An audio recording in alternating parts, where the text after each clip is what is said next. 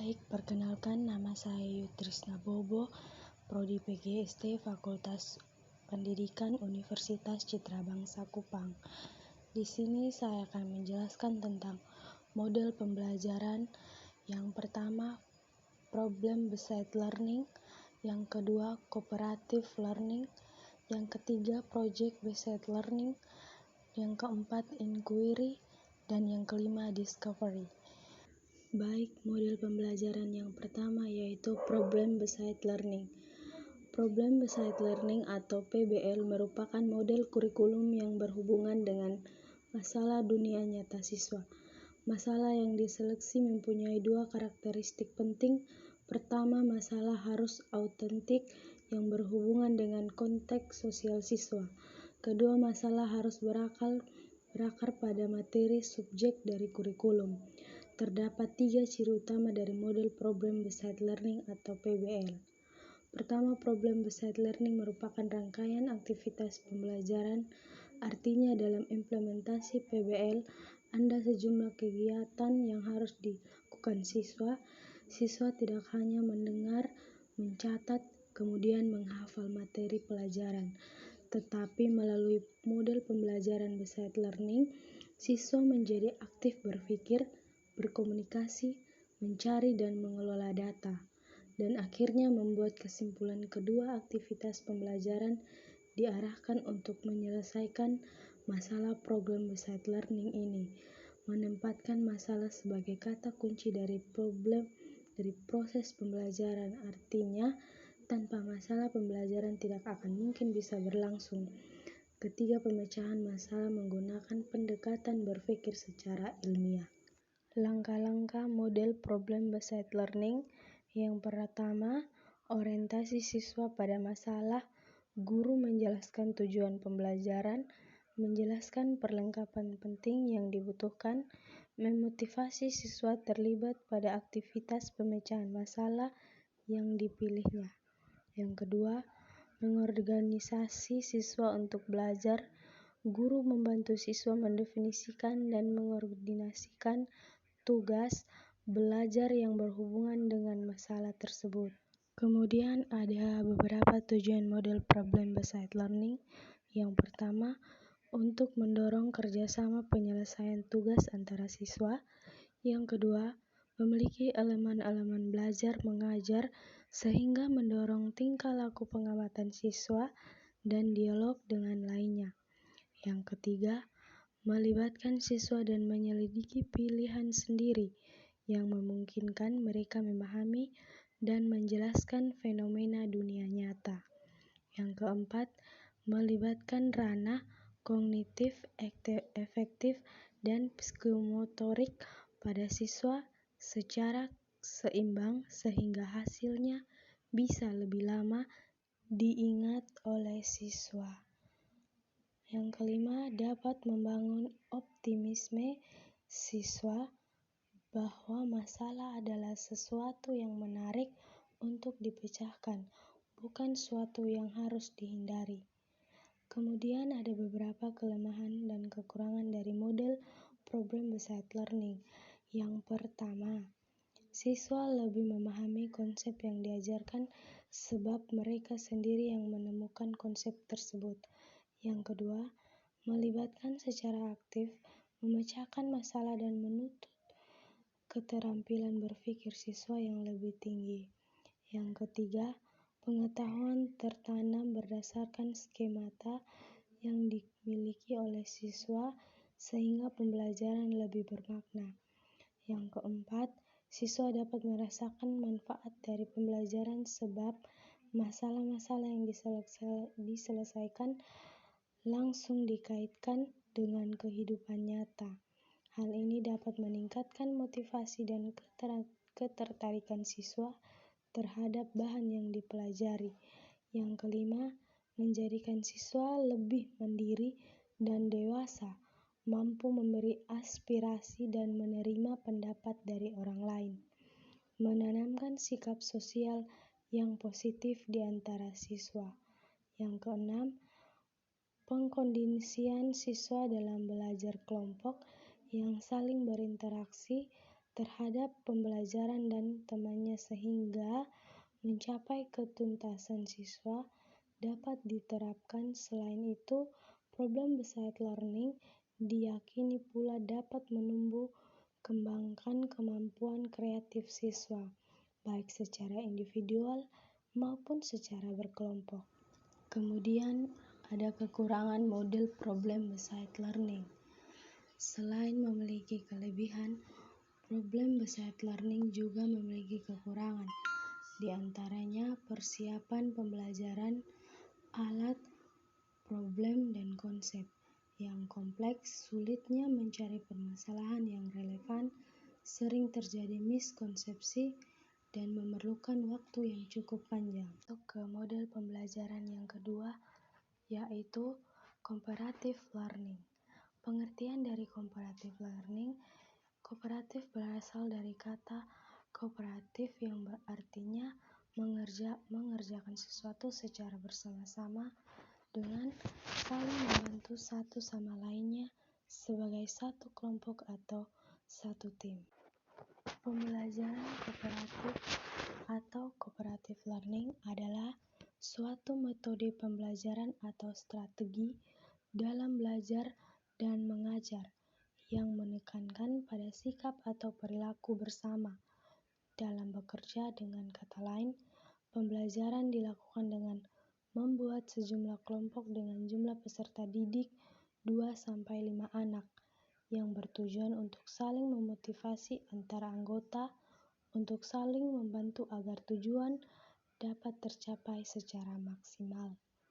Kemudian pembelajaran kooperatif merupakan model pembelajaran yang menggunakan sistem pengelompokan atau tim kecil, yaitu antara 4-6 orang yang mempunyai latar belakang kemampuan akademik, jenis kelamin, ras, atau suku yang berbeda. Kemudian ciri-ciri model pembelajaran kooperatif. Yang pertama, belajar bersama dengan teman. Yang kedua, proses belajar terjadi tatap muka antara teman. Yang ketiga, saling mendengarkan pendapat di antara anggota kelompok. Yang keempat, belajar dari teman sendiri dan berkelompok.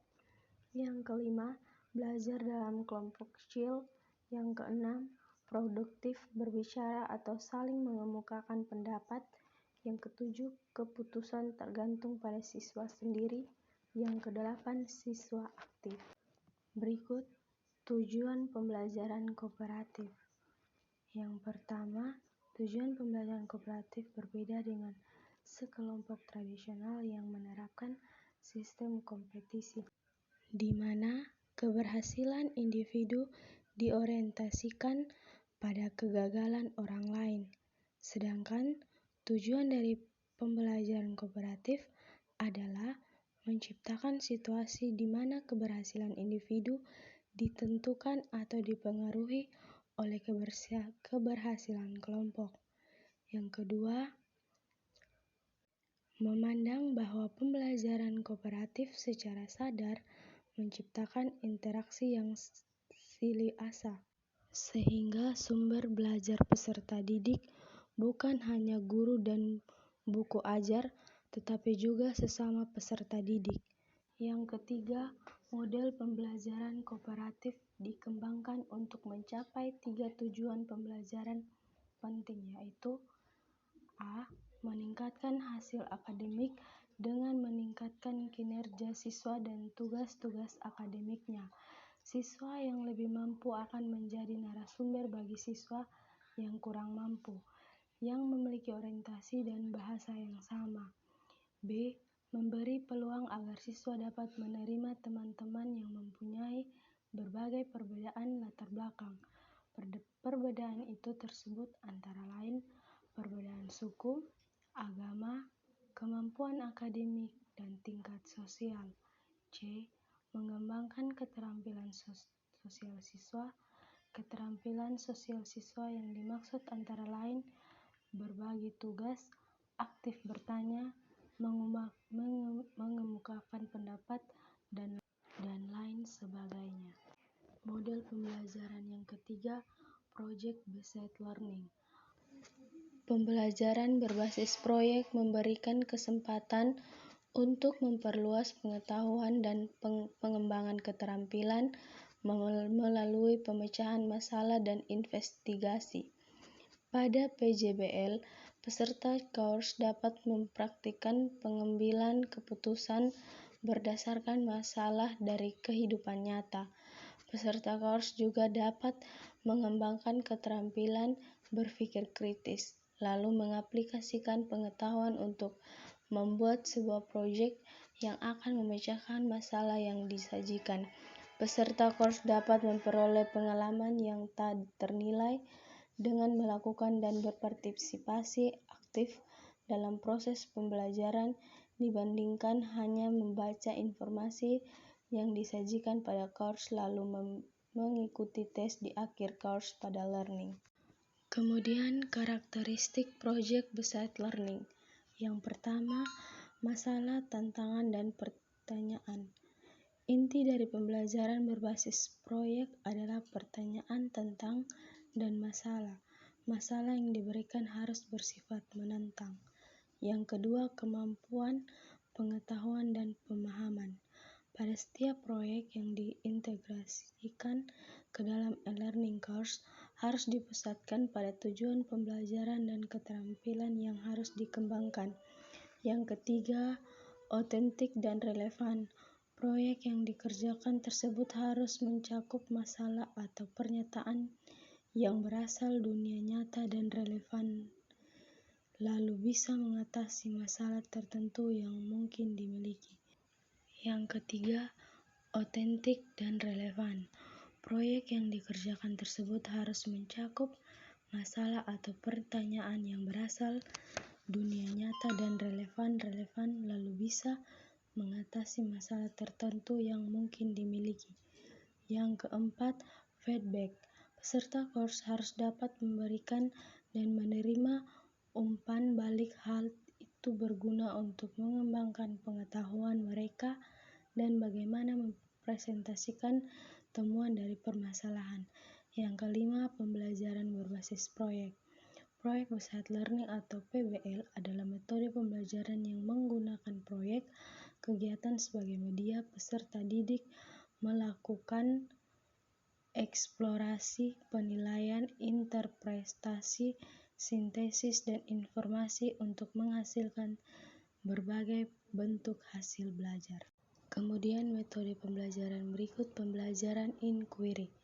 Pengertian dari pembelajaran inquiry yaitu menyatakan strategi inquiry, berarti suatu rangkaian kegiatan belajar yang melibatkan secara maksimal seluruh kemampuan siswa untuk mencari dan menyelidiki secara sistematis, kritis, logis, dan analisis, sehingga mereka dapat merumuskan sendiri penemuan-penemuan dengan penuh percaya diri.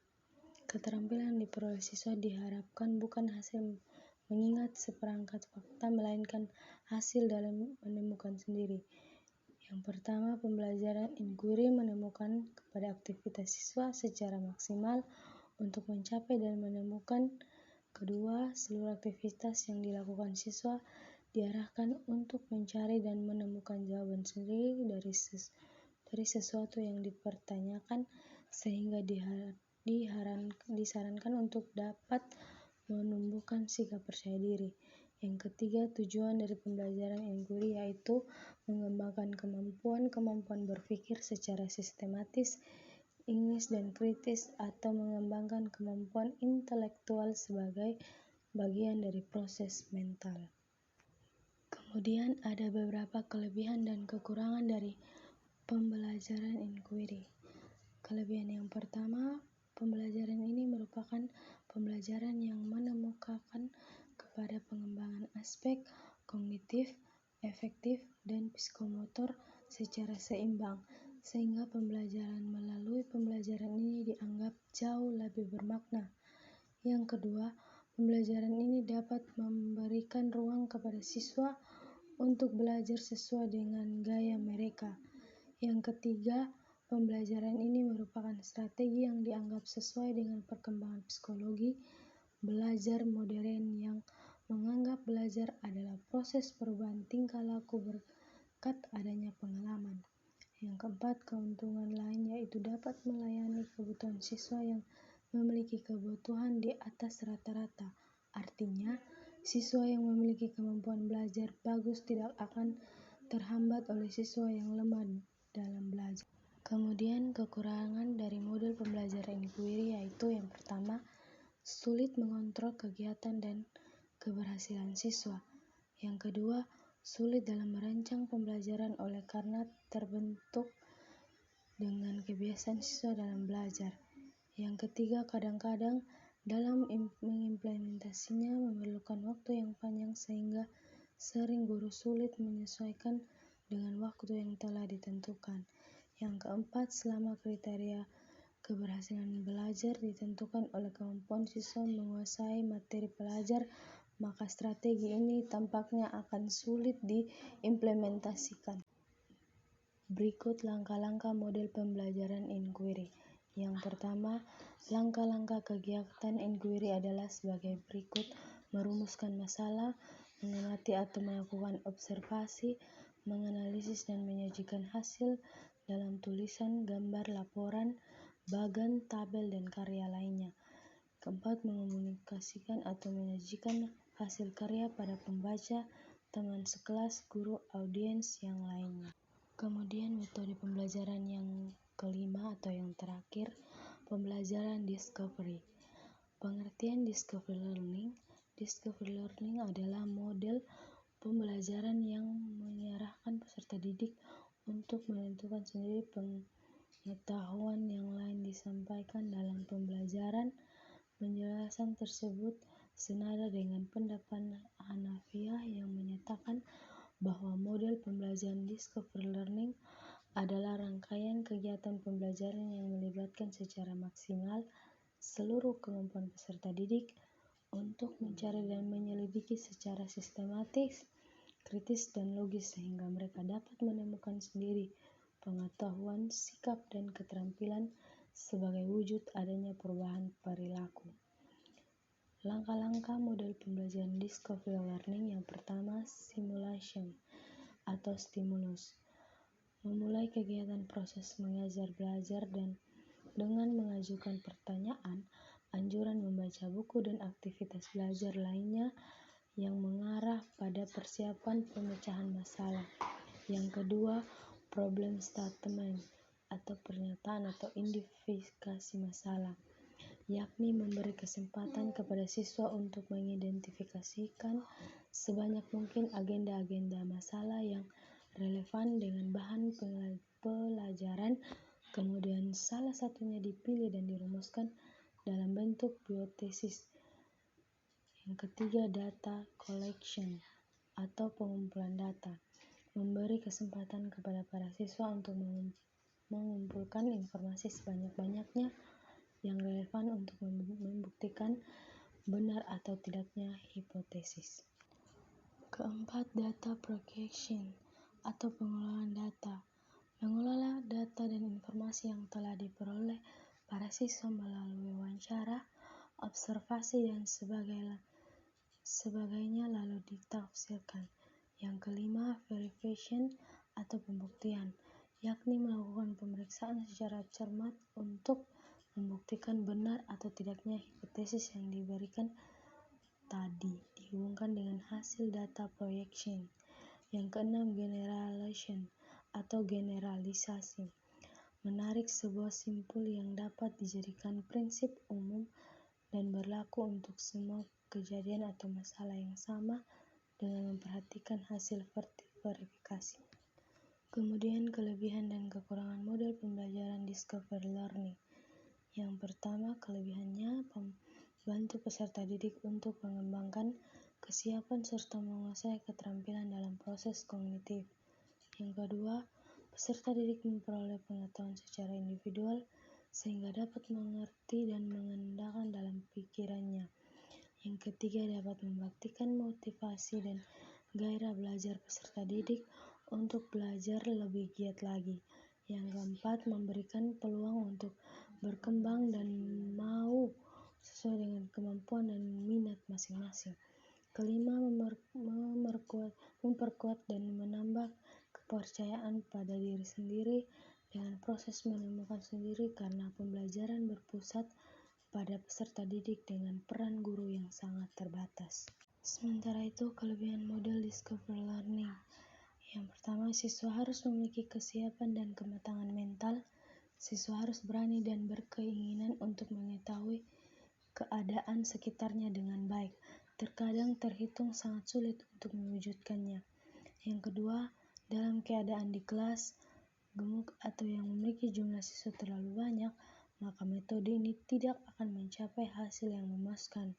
Guru akan kesulitan untuk benar-benar memperhatikan proses pembelajaran setiap murid. Yang ketiga, guru dan siswa yang sudah sangat terbiasa dengan PBM gaya lama, maka metode Discovery Learning ini akan mengecewakan. Yang keempat, ada kritik yang menyatakan bahwa proses dalam model Discovery terlalu mementingkan proses pemahaman saja, sementara perkembangan sikap dan keterampilan siswa dikhawatirkan kurang menjadi sorotan. Kemudian tujuan pembelajaran Discovery Learning. Yang pertama, dalam Discovery Learning, siswa memiliki kesempatan untuk terlihat secara aktif dalam pembelajaran. Kenyataan lapangan juga menunjukkan bahwa partisipasi banyak siswa dalam pembelajaran meningkatkan ketiga model pembelajaran ini digunakan. Yang kedua, melakukan pembelajaran dengan Discovery Learning, siswa belajar menemukan dalam situasi konkret maupun abstrak. Juga siswa banyak meramalkan extrapolate informasi tambahan yang diberikan. Yang ketiga, siswa belajar merumuskan strategi tanya jawab yang tidak rancu dan menggunakan tanya jawab sebagai alat untuk memperoleh informasi yang bermanfaat dalam menemukan pengetahuan. Yang keempat, pembelajaran dengan Discovery Learning membantu siswa membentuk cara kerja bersama yang efektif, saling membagi informasi serta mendengar dan mengaplikasikan ide-ide orang lain. Yang kelima, terdapat beberapa fakta yang menunjukkan bahwa keterampilan-keterampilan, konsep-konsep, dan prinsip-prinsip yang dipelajari melalui Discovery Learning lebih bermakna. Keterampilan yang dipelajari dalam situasi belajar menemukan dalam beberapa kasus lebih mudah ditransfer untuk aktivitas baru dan diaplikasikan dalam situasi belajar yang baru pula. Kemudian ciri-ciri model pembelajaran Discovery Learning. Yang pertama, mengeksplorasi dan memisahkan masalah untuk menciptakan, menggabungkan, dan menggeneralisasi pengetahuan. Yang kedua, pembelajaran berpusat pada siswa. Yang ketiga, kegiatan pembelajaran dilakukan untuk menggabungkan pengetahuan baru dan pengetahuan yang sudah mapan. Baik, sekian hasil pemaparan materi dari saya. Semoga bermanfaat dan terima kasih.